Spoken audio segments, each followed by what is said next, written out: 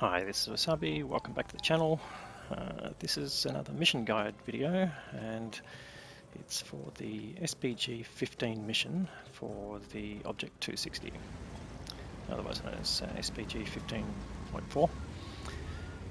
We've got Biggles flies again from Fiddy Clan. He's in the Conqueror GC, and let's have a look at the mission conditions.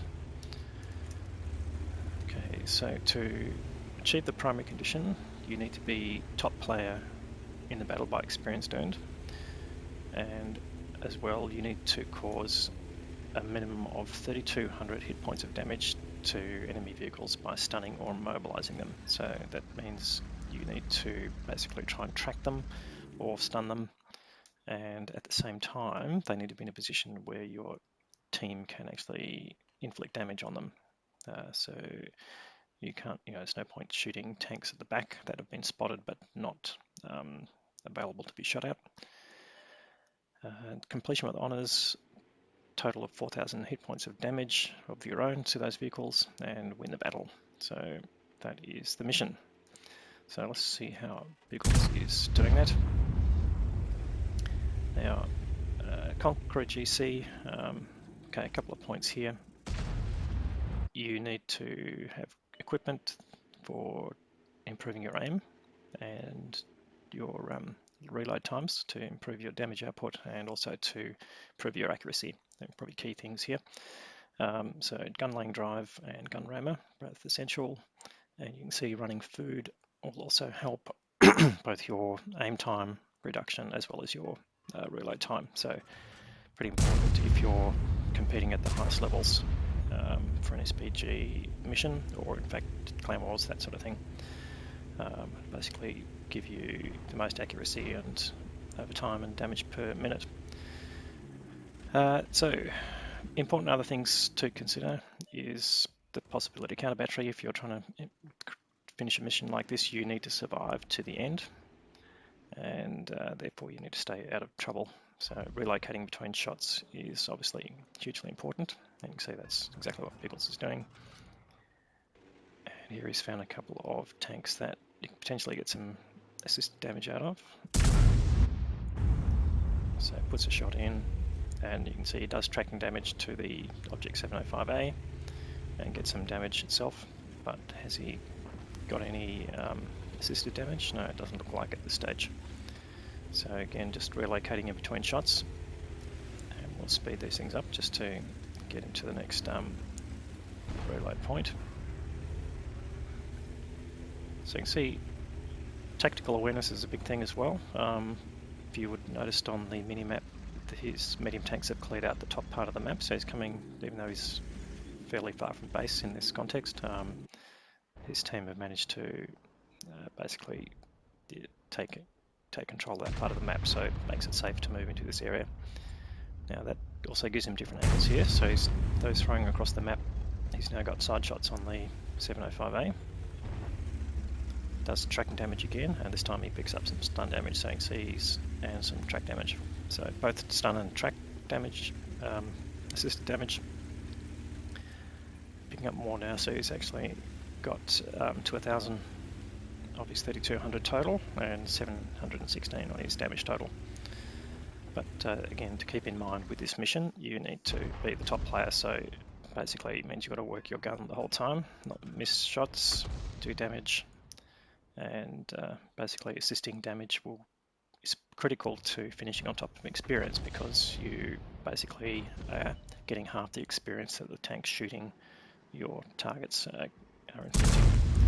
So that's your damage total, but you're losing experience to the spotters for your hit point damage directly. So doing assisted damage is critical to this.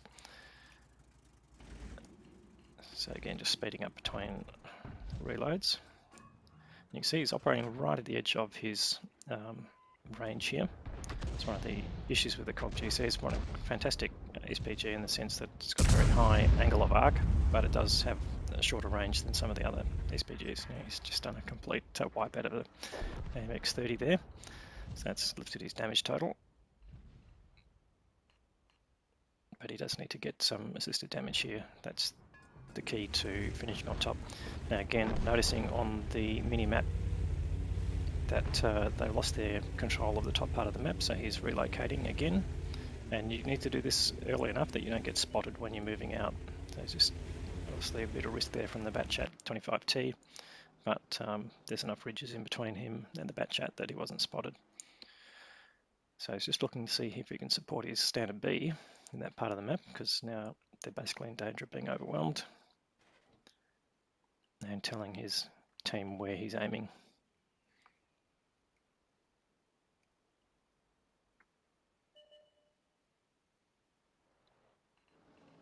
Looking for targets here. Okay, they found a standard B out in the open there. Land a shot on him. Yes, he does, but the main thing there, picked up some massive stun damage. He's now about halfway onto his just over halfway on his target for assisted damage, and obviously again that's going to help him in terms of total experience.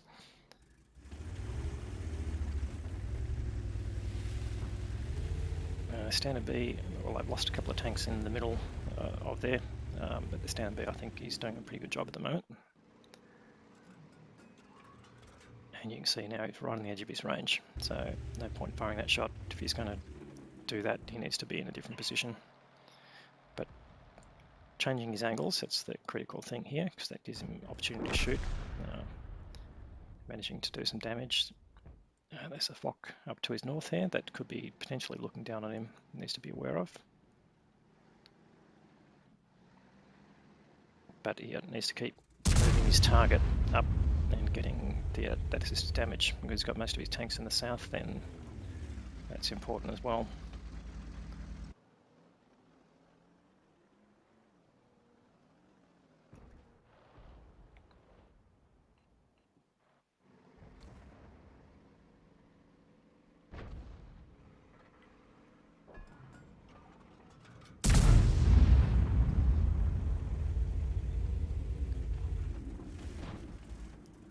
Get some tracking damage again, and starts ticking up, getting some more assisted damage, which is good.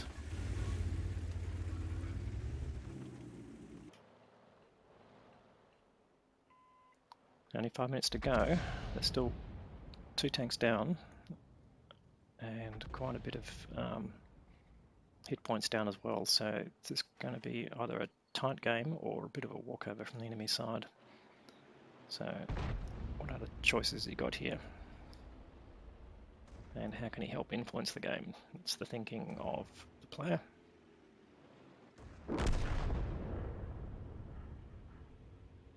Can he get rid of this Yag Tiger? Should be able to. He needs that Yag to come further forward a little bit. And you see, with a very elongated aim, you've got a chance that your shot will land very far away from the target, so this is a better option for him. 2 tanks quite close together, it could potentially stun both at the same time if they get a little bit closer.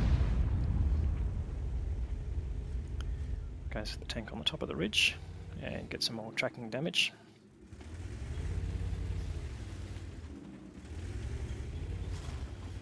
So he's got about halfway to his damage total and 2/3 of the way through to his main total.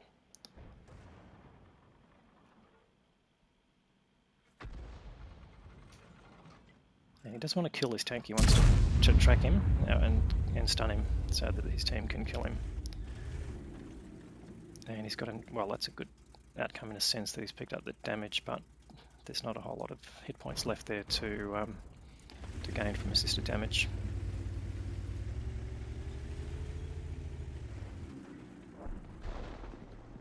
Now his team's managed to pull back their disadvantage in terms of guns. Standard B is doing a good job up in the north.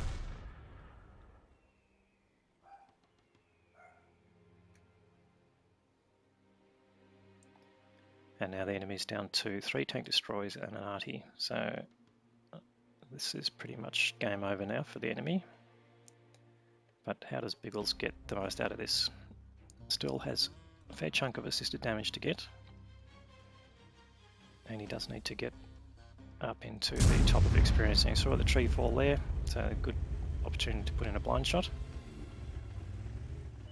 We haven't seen what that does, but the strip 103 Okay, has stunned him, so he should be picking up some stun damage there.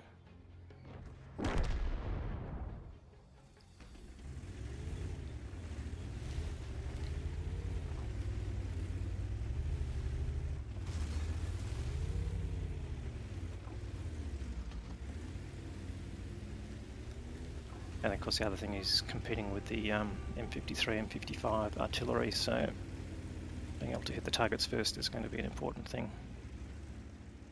Only 2 minutes to go. 2 tank destroyers and 1 artillery. In fact, there goes the warning.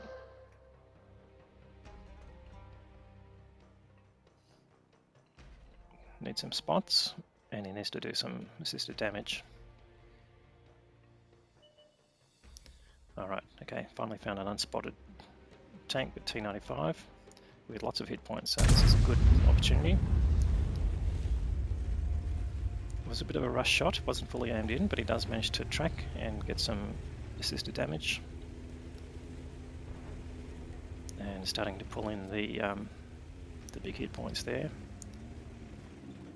Excellent result there from 1 shot. He's got nearly to his total of assisted damage that he needs.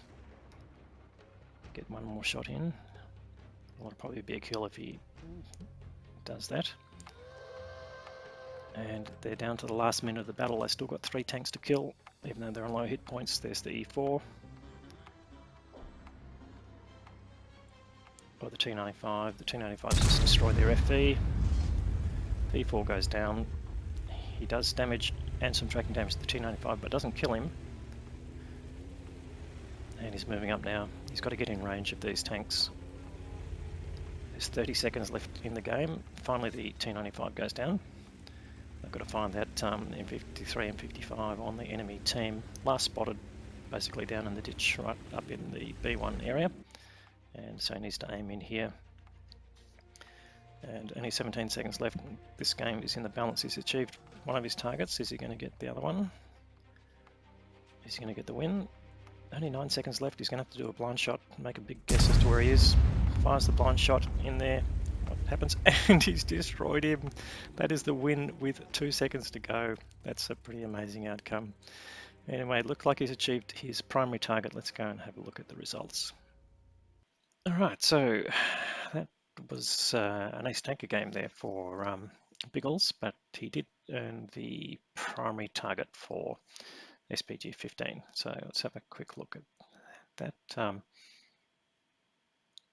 2816 of stun damage and 389 of assisted damage through tracking. That got him to the 3200 level for the total that he needed. But the other important part of that was that he needed to finish on top of experience. So let's have a look how he performed there. So 1113 base experience just scraped in there on top of the other tanks there. The standard B, who was up there in the middle, got a fair bit of experience. The M53 and M55, as I said, he was in competition with that SPG, but he came in 3rd place there. But the top damage target result actually went to the BADATTANKING 25T on the enemy side, so big shout out to that guy. Let's have a look at his total damage there. So he didn't achieve the secondary target. Secondary target, he needed to do 4,000 hit points of his own damage. You can see 3540, so he missed out there, but not by a whole lot. So you could say that was achievable.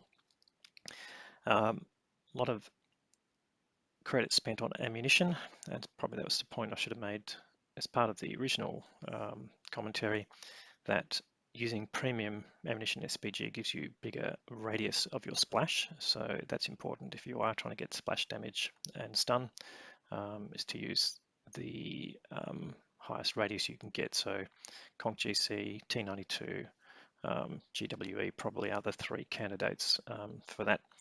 But overall, he did lose a few credits there, but that wasn't really the point of this. The point of this was creating the mission. So really close result there in the end. Managed to get the win right at the last moment. So a good result there. And congratulations to Biggles on completing that last mission for the Object 260. And if you do like this content, please give the video a like. And if you haven't subscribed already, please subscribe to the channel. that will all help out in the end. So thanks for watching, and we'll provide you some more content through the week. Cheerio.